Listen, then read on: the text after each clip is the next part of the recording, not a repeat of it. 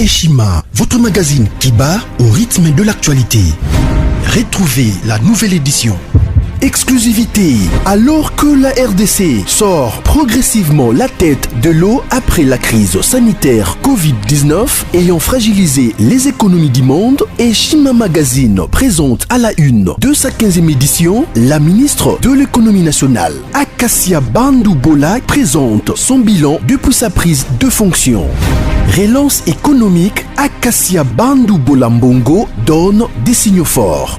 Baisse des prix des produits pétroliers, maîtrise des prix des denrées alimentaires pendant des temps forts, organisation des marchés populaires afin de soulager les paniers de la ménagère en période de Covid-19, une franche collaboration avec les opérateurs économiques et dotation en équipement de son administration, la ministre de l'économie nationale affiche un bilan éclatant de sa première année de gestion de ses très stratégiques portefeuilles. Eshima Magazine revient sur chaque étape de la vie de la Margaret Thatcher congolaise. Focus, Agnès Moide et la CNSS interpellent les employeurs sur les avantages de l'utilisation de la télédéclaration. Payer l'impôt est un devoir civique. Barnabé Mwakadi Mwamba, directeur général de la DGI, sensibilise les assujettis. Découverte, Jerry Biangani Tampo, l'homme derrière la renommée de l'université chrétienne Cardinal Malula. Dossier Eshima, contentieux électoraux de la poudre aux yeux. Économie, les scandales financiers ont la peau dure en RDC. Interview, Ted Belechai Kassonda, secrétaire exécutif national de la Ligue des jeunes de l'UDPS. Bras de fer entre la CPI et les USA. Fatou Bensouda défie Donald Trump. Retrouvez l'intégralité du magazine Eshima dans les kiosques. Eshima Magazine, un nouveau standard d'information. Bonjour, bande balandi, ya ba sango na bino ya Congo, et l'émission na bino au bonhomme pour chaque jour wa sango ya Congo. Prenez la chaîne na bino au primaire de Kinshasa, vous êtes tellement nombreux à nous suivre de partout.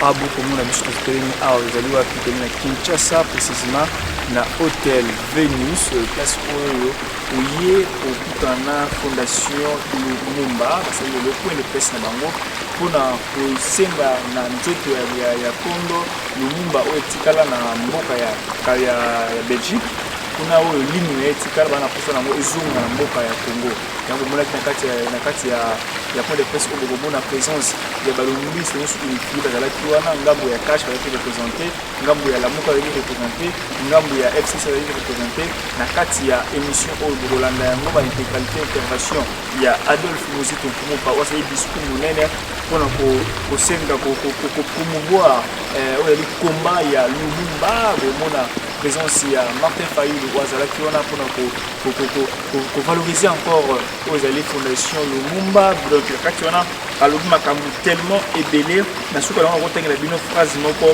alobi boy alobi cependant la lecture de l'histoire dramatique de notre peuple ne devra pas être faite pour rémunérer les couteaux dans les plaies ou pour régler les comptes mais pour dire ça et pour dire plus jamais ça, c'est-à-dire que non plus jamais à Koubouma héros na posa ya kosunga mboka Congo na intervenir une phase une pour bani ni ko bageno na bato ko menacer mokonzi ya mboka Félix Tshisekedi Tshilombo ba ko boma ye ba ko sala ye mabe ba ko kende wa ba ko zonga sebo ali contre yango c'est-à-dire que non bato ba la posa ya kobongisa mboka Congo il fallait pas ko boma bango ya posa ko krater bango kozana bango ya ko concevoir pour kolanda déclaration munga lobeli yango apparemment a ko soutenir mokonzi ya mboka na idéologie na ye par rapport ya makambo ko funga mboka pe ko développer mboka Congo ennemi ezali te na eli ba la diversité politique na ngambo ya lamuka mso ngambo ya FCC mais ozali peut-être que non bana posa ya mboka et que toujours liboso kamwana mura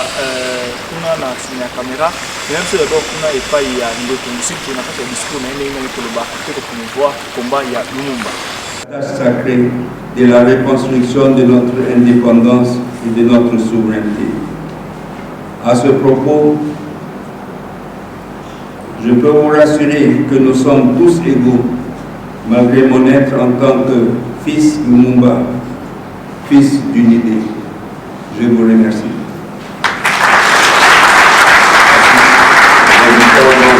Mesdames, Mesdemoiselles et Messieurs, chers compatriotes, nous nous retrouvons en ce lieu pour évoquer et honorer un homme, sans doute les plus connus et les plus célèbres, mais aussi les plus illustres de toutes les Congolaises et de tous les Congolais. Il s'agit, vous l'aurez deviné, de Patrice Emery Lumumba.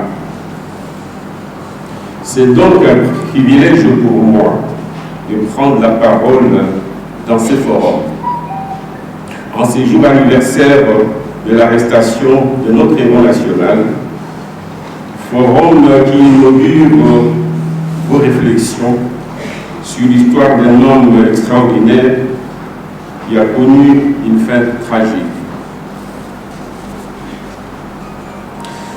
Sa renommée est telle qu'elle a franchi les frontières nationales, au point que l'homme figure aujourd'hui parmi les plus grands personnages de l'humanité.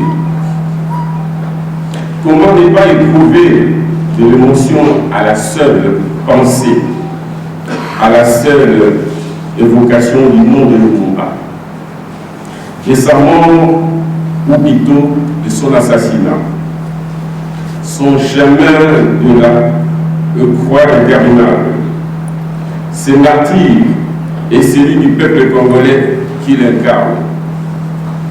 Un homme qui a vu se déverser sur lui une violence innommable.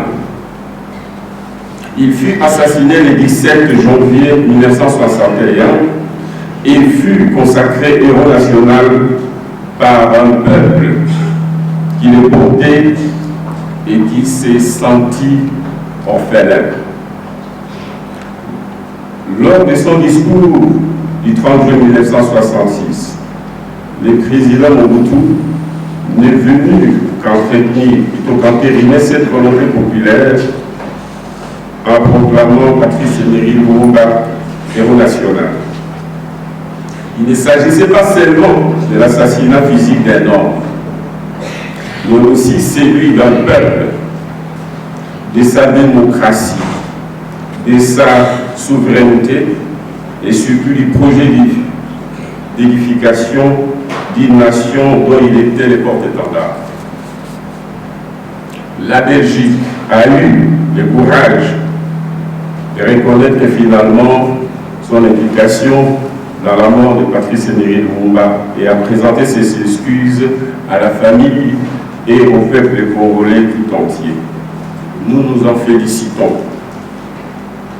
Mais dans cet acte odieux, il n'y a pas que l'étranger sur qui pointe le doigt. Notre responsabilité en tant que peuple et en tant qu'État doit être engagée et la Belgique assume aujourd'hui la sienne dans la volonté de la relecture de notre histoire commune. Nous, la RDC, devons aussi le faire à notre tour. Chers compatriotes, depuis la mort de Lumumba, le Congo, notre pays, a sombré sur le plan politique, économique et social. Ses ennemis n'ont jamais baissé la garde. Nous ne nous sommes jamais relevés en tant que peuple. Il se pose toujours les problèmes de légitimité de nos institutions politiques et de leurs animateurs, ainsi que celui du redressement économique et social de notre nation.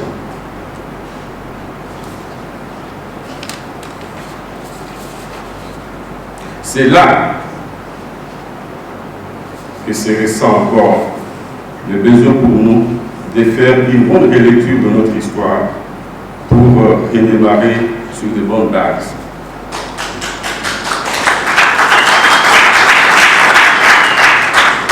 Pour la RDC donc, Lumumba résume en lui et à lui tout seul notre combat pour la liberté, la souveraineté, l'unité nationale et la démocratie. Les combats contre la pauvreté et les injustices font partie de cet idéal. En un mot, les combats d'un patriote, d'un humaniste. Ce combat-là est encore et toujours d'actualité. C'est un combat noble. C'est le combat du Congo, c'est le combat du peuple congolais, c'est aussi le combat des peuples africains, le combat de chacun d'entre nous. Aujourd'hui encore, plus qu'hier, 60 ans après, pour les mêmes motivations mercantilistes des multinationales, des milliers de Congolais, principalement dans l'est du pays, sont assassinés, chassés de leurs terres, forcés d'abandonner leur village pour aller mourir de faim et de maladies sous des abris de fortune. Ici aussi, c'est encore et toujours Lumumba crucifié des millions et des millions de fois.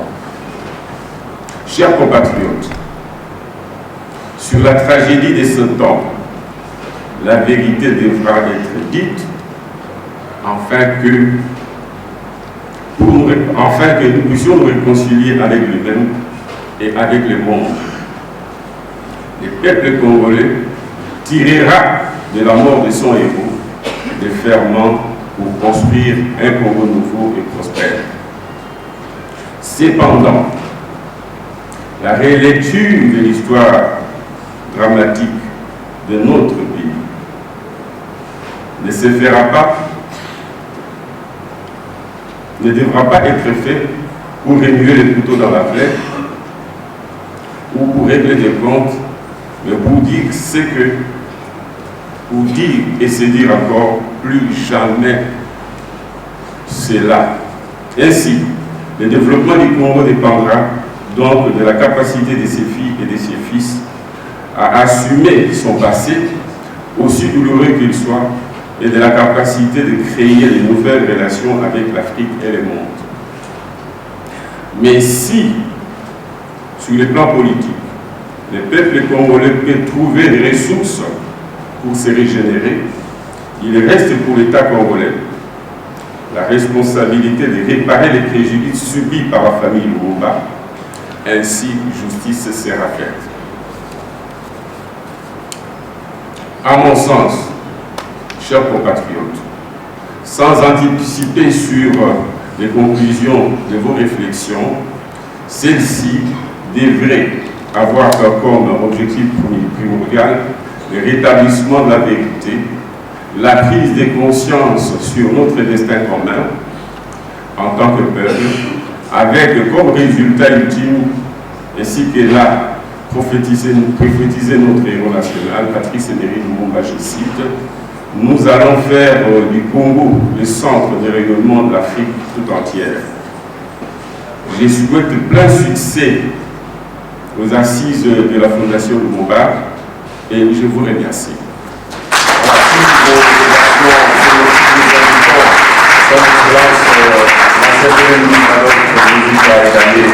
Sa place et permettez-nous que nous invitons de s'élever sous vos applaudissements.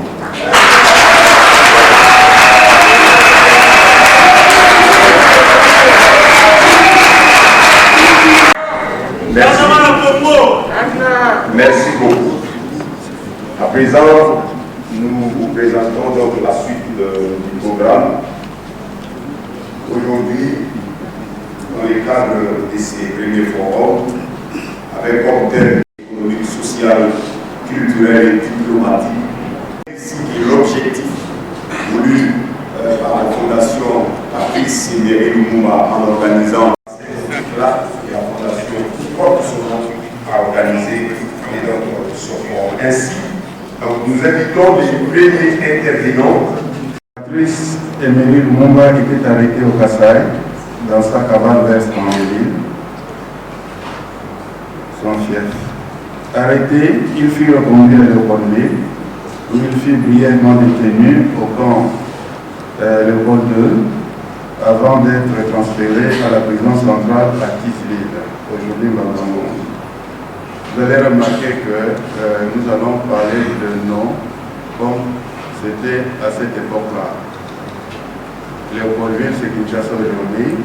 Stanleyville, c'est Kisangani. Et Tisville, c'est Mbazamou. Ici, nous allons évoquer les étapes qui ont conduit à l'arrestation puis à l'emprisonnement de notre héros national.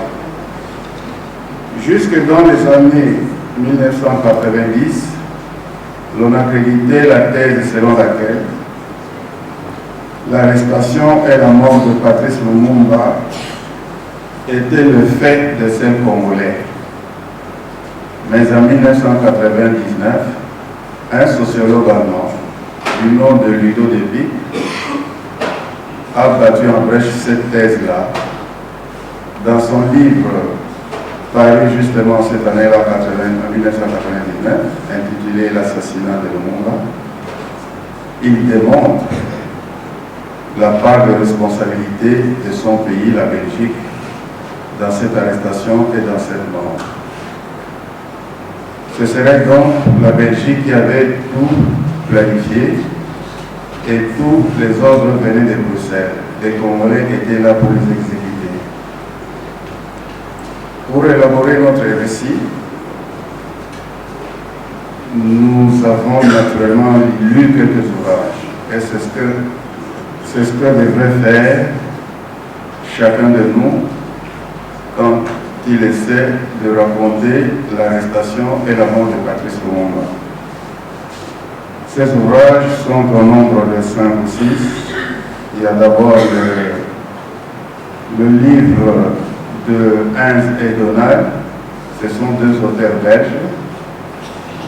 Le livre s'appelle Patrice Lumumba, les 50 derniers jours de sa vie. Le livre a été publié en 1966.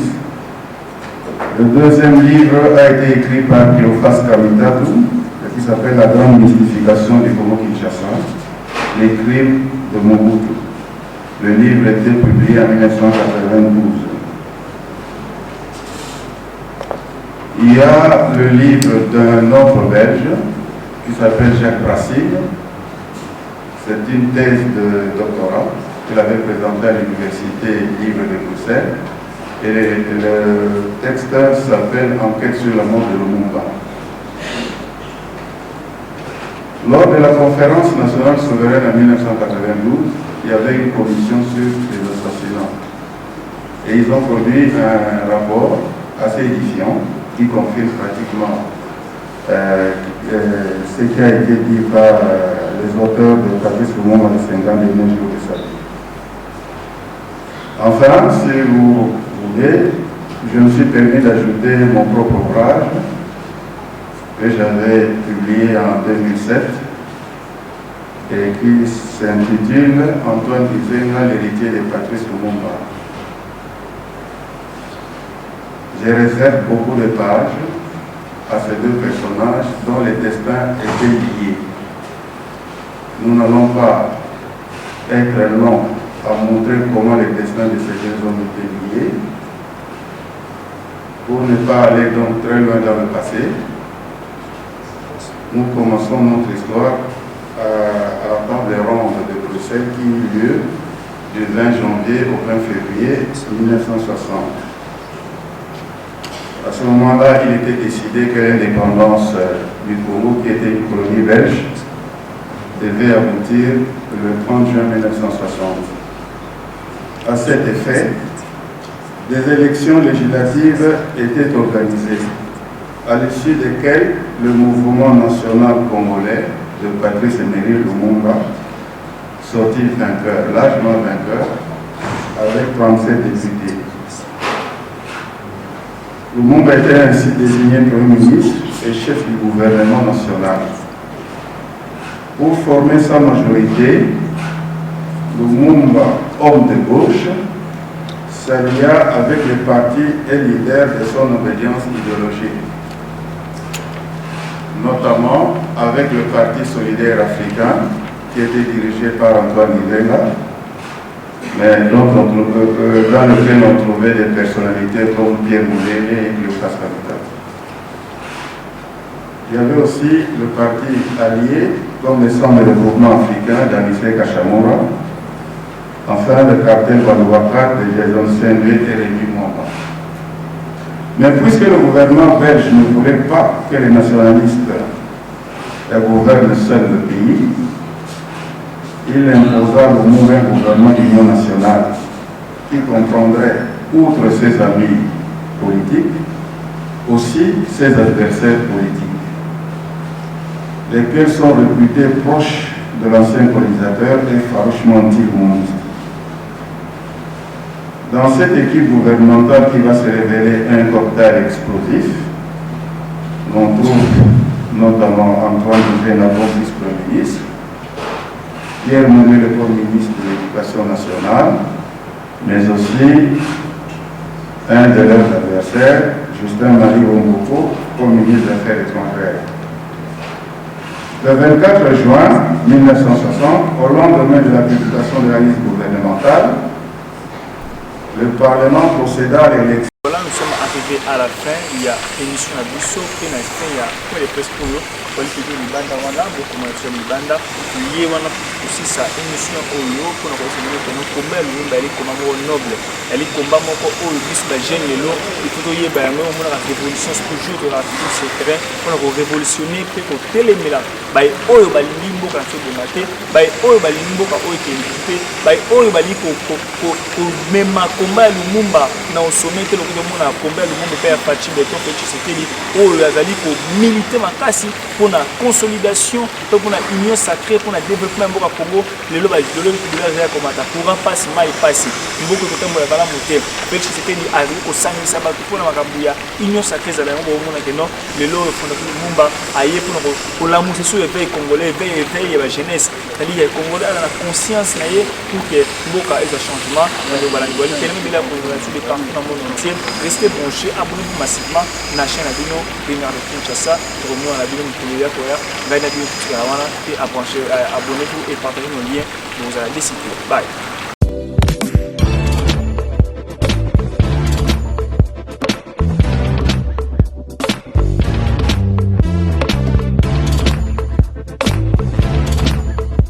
Conteneur yango todo sala adi londolé Feli Mosengo Feli to sala conteneur ba voiture to tina na Kisasa ba carton ezo kine Kinshasa et en plus la bonne chose voiture na yo ko tina na Kisasa te prends pas la tête il y a la bisango charger biloko na yo te relivrer à domicile sans un bon au teki to c'est parti.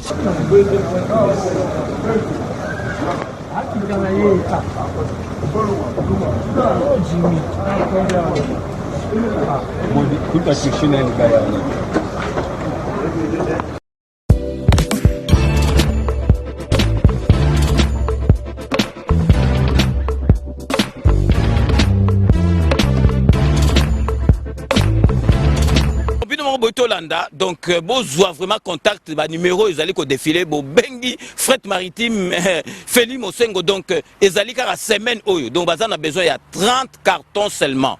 Donc, il y a 3 cartons, moi que vous allez au Félé, et qui, kilo, vous allez contacter, vraiment, besoin contact, vraiment, il faut consommer congolais, ceux qui congolais, ça les locaux, aider tout le monde chinois, vraiment, ils allaient, ma lame ou mingi.